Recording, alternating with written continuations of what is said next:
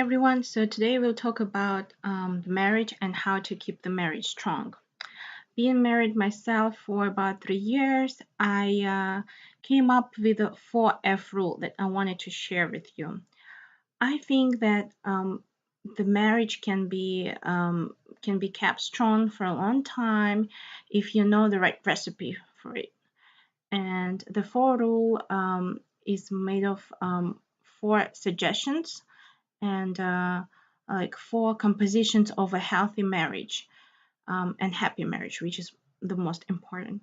So I would say that the first F is friendship. You need to be friends with your husband. I know it's very basic, it's very common. A lot of people say that, and by friendship we mean that there should be common interest. You should do together social activities, traveling together, eating out. Find just something that you like to do together. It can be either hiking or working out or traveling or going to the gym or just reading the books, and you could discuss watching a movie. It doesn't have to be anything fancy, anything expensive, just what you guys like to do together and like to talk about it. And of course, if you just have a good sense of humor with each other, it will make things better. But I would say that I think it makes 10% of happy marriage. Let's go further. The second F is family health and friends. So I mean that a happy marriage should avoid most as much drama as possible. By family health, I mean if you're in good relationships with his in-laws, with her in-laws, if you get along with his friends, her friends, if you're trying to be respectful, not to be pushy, not to be insulting, try to go to the family events, and just to have good relationship within either uh, your husband's family and his friends, or your wife's family and friends, but also between your own family, like your husband and your kids, or your wife. Because when you just support each other, when there is a healthy atmosphere, it makes the marriage stronger. It avoids the unnecessary drama, and you don't argue as much about different things. Just try to work things out. If something is bothering you, talk to people directly and tell them that you don't like it. And if they really want your family be strong, then they have to find some compromise and work things out. So I would say this is another 20% of a happy marriage. Then the third F is the financial comfort. Um, so this is the first F. This is what I mean by the second F, happy family, right? And third, happy financial comfort. So by financial comfort, I mean you need to find the financial budget that is comfortable for both you and your spouse. Um, it can be either you have to both agree on a certain things that that makes you like satisfied with the way your life is. It can be either you both wanted to make good money and you both working hard, or you're both fine with the median income, which is totally fine, and you both good on it. There are many situations when one of the partners is making more money and the other one is making less, and if you're also both comfortable about it, you should talk. You should talk to your spouse about these things. That if one is making good money, he should make his partner to feel better too. Maybe help sharing the cost, sharing expensive, give presents, make person feel comfortable around about your income. This is very important. When it's hard when you expect from your spouse to make good money and he doesn't make good money, and then you have to make good money and you think, okay, I'm making more than him, and now it's just this indifference. It gives us different interests. We're now distant from each other. We now have different friends. This is not good. Try to find some budget that could be comfortable for both you and him, or you and her. If you have too much difference in the income that you're both making, then you need to find a way how to make your partner feel comfortable about it. Maybe have a joint account that you both contribute and both of you have access. um, if your spouse is not too successful, try to help him or her be more successful and more satisfied with the income. Just work things out. And I think this is another very important thing, and it's another 20%. And the part that I want to concentrate today in my topic is the other 50% of the happy recipe. This is the fourth F, and I call it frequent sex. Frequent sex is very important in your happy marriage. It has to, yes. Maybe some of you think that maybe it's not 50% of the happy recipe. If you disagree, please leave your comments and let's discuss about it. But to my opinion, uh, healthy sex and good, emotions, touching, kissing, this makes half of the marriage successful. It's not all, but it's half. And you would say, especially women, they would say, oh, I'm getting so tired with my work. When I come home, I don't want to do anything. I just want to take a shower, go to sleep. I'm not in the mood for sex. I have a headache. I don't feel that I look good enough for having sex. I don't think that this is what I'm really interested in for now. Yes, that is true. I agree with all of you. I'm basically thinking the same. But there are ways how to play around it. And I wanna show from my experience what some of kind of ideas I came up to solve this healthy sex lifestyle. So many women think that it's up to a man to decide when to have sex. When my husband is horny, he comes to me and we having sex. So basically, many women, they're just waiting for their husband to make a move, because they say, well, yeah, they do the job, and if they feel sexy, they initiate the process. Yes, that is true, but we shouldn't think this way. Most of the men, they're always ready for sex. Or you would say, my husband is not so sexual to me lately, and I cannot do anything about it. It's not up to me when to have sex. This is also wrong. Women have a power to attract men. We do. And it's in our hands to make our men more attractive to us. And to decide when to have sex, we can also decide when to have sex and on what terms to have sex. We can be in charge of the sex process. You won't believe it, but this is the truth. And what I mean by that, you don't have to wait till your man comes to you and just grabs you. Today we can not control the process, but we can facilitate the process. You can pick the days that are convenient for you to have sex, and you can initiate the process when it's comfortable for you, when you feel like having sex.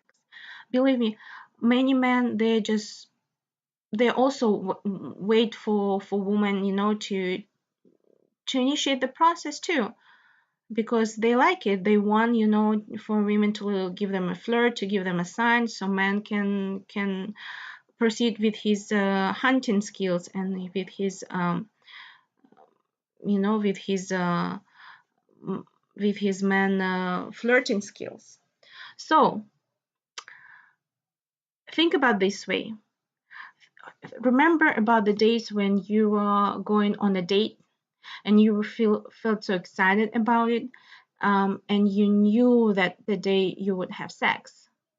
most probably. I'm not talking about the first date, but when you were really dating, what would you do? Probably you would take a shower before you go on a date, pamper yourself, dress up, put on makeup, put on perfume, um, put a nice underwear, and you are like prepared for it. You know that it will happen. So when a man really is making moves and he's getting under your skirt, you're not surprised about it. That's actually what you wanted. You wanted him to do this. That's exactly how you can do during your marriage. So, for instance, imagine you're a working woman or you're a housewife, and I would suggest to have so that the sex life is healthy. Just at least have sex twice a week. Think about you will have sex, let's say on Wednesday and Sunday, twice a week. You can rotate these days, but I think that Sunday is very convenient for us because we'll have enough sleep. We'll be rested. On Saturday, we'll be rested from the week, and on Sunday, we can have some energy. And Wednesday is also good because it's a hump day. You know that half of the week is gone, so we are not so tense. So let's take an example: Wednesday and Sunday. On Wednesday, you know that this is the day when it's good for you to have sex, when you feel like you can have sex with your husband, when you want to have sex with your husband. So I would suggest just take it easy this day. Try not to put a lot of work on the day. Try not to schedule a lot of meetings on the day. Try not to load your workload on the day. Do not stress yourself out this day with lots of phone calls, with lots of errands to make. Try to take this day easy. Um, make your work day short. Maybe you could come earlier in the morning, so you could leave earlier in the day. If you don't have kids, it's very easy. You just come home from work, you take in a shower, you doll up, you dress up nicely, you put on your nice to wear, put some lipstick, um, try to feel yourself good. You go maybe for wax or you shave your body. Try to maybe have new shower gel that smells really good, and you know that you're this is a good time for you. You don't mind to have sex with your husband. You feel good. You want some love, make some love tonight. So, and for many men, believe me, if you just show up in the eyes of your man, all dressed up, all looking good, also sexy, some tight dress, some short skirt, some nice heels, he will get turned on just like that, like the snap of fingers. It will just drive him crazy. You can if he doesn't react the way that you want him to react, or how about you do some catwalk in front of him. You touch him. You say some compliments to him. You say something like, "Honey, I'm so happy to have you. You are such a good man. You have I told you that you have such beautiful eyes? You smell so good. Your hands are so warm, and I'm so happy to be by your side." Believe me, this is exactly what every man wants to hear. He would just grab you and take you to the bedroom and just rip off the dress, and you'll be all both just have that excitement and that passionate sex like you used to have. If your husband is not home, if you dolled up and you're waiting for him and he is not home yet, and you're losing your patience, try to send him some of your sexy selfie, maybe topless, maybe a picture of new underwear, maybe some kind of flirting sexual test.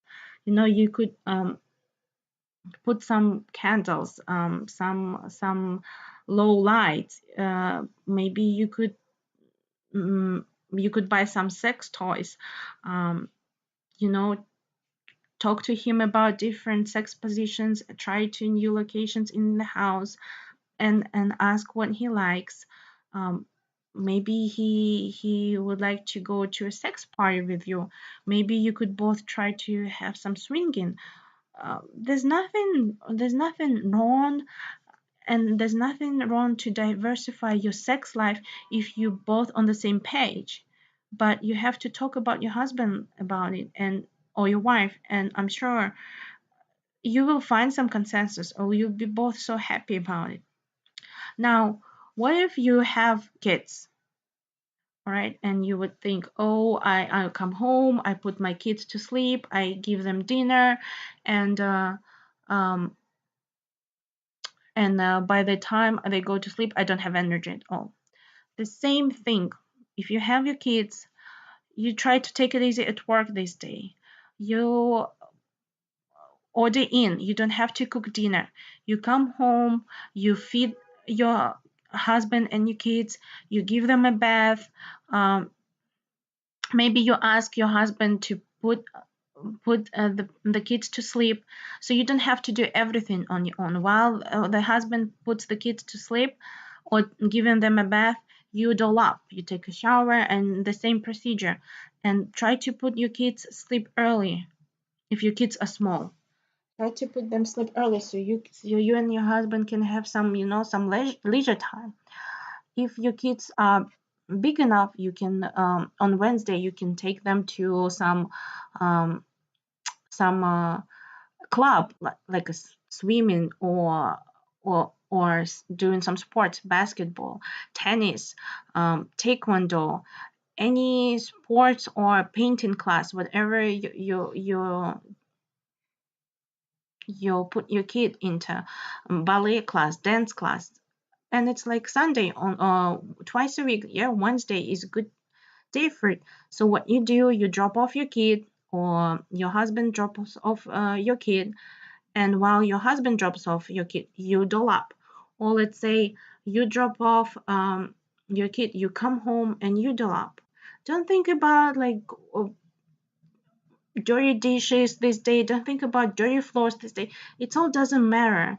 This day is your sex day. Just think about this, and you have to do everything to make this day pleasant for you. And believe me, the next day you will feel so good about it, and it will change your life. What about Sunday, you will ask? So how Sunday works?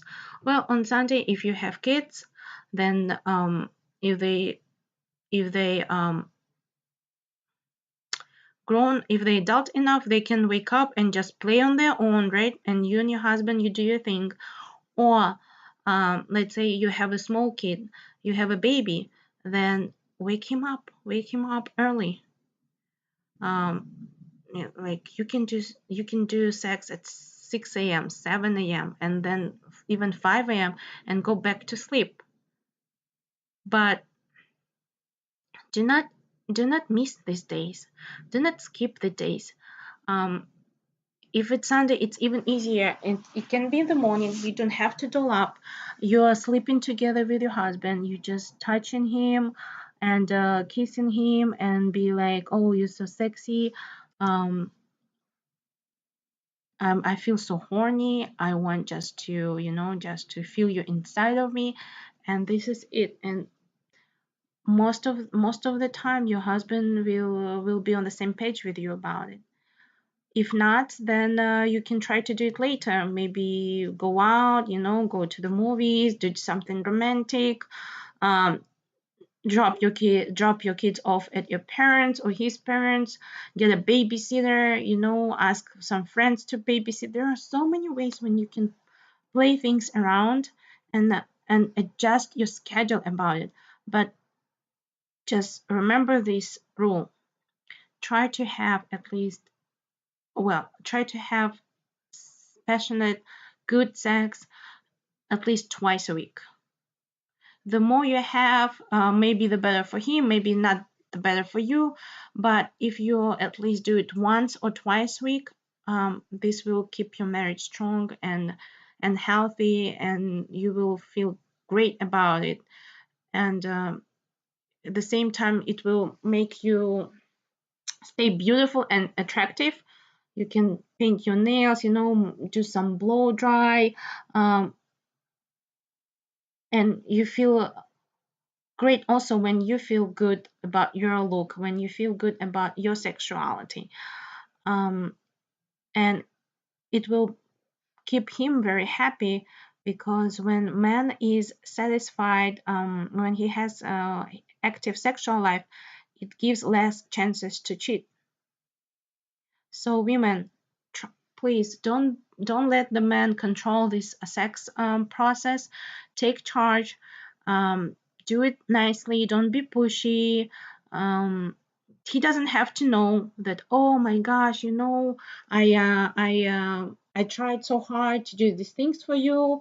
You don't see. You don't appreciate. I want to keep our sex life better. No, don't say these things. He doesn't have to know that this is your plan. When he finds out that this is your plan, he will not be so excited about it.